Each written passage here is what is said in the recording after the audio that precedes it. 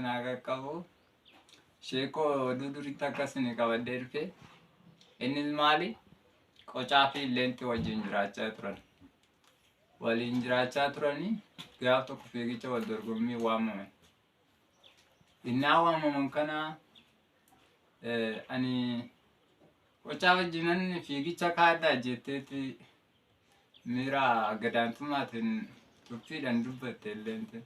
Innaa dubbattu kana qocaa zimma jedhee amma tokkoon kutee bira darbaa ani qocaa wajjin maalaaf fiigamiti jetteetuma garaa fanqachaa wal dorgommii dafinnaa dhiyaatan.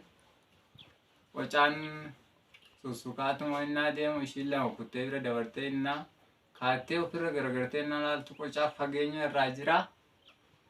Asumarraan afachuu inni silaamaan hin dhaqqabu. Inni silaamaan hin dhaqqabu fageenya narraa jira.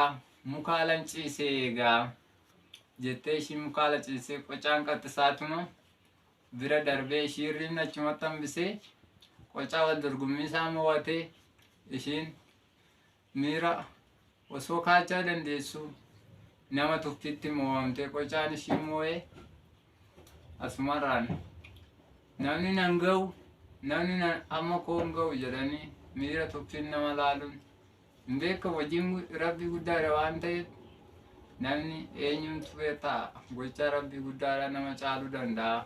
Namni nama waan ta'eef namummaa isaatiin kabajuu dandeenya of tuulummaan immoo namaa gadi nama godhaa. Qocaa innis illeentiin qocaa mo'amtee maqaa miira tuffiitiin nama ilaaltu kana.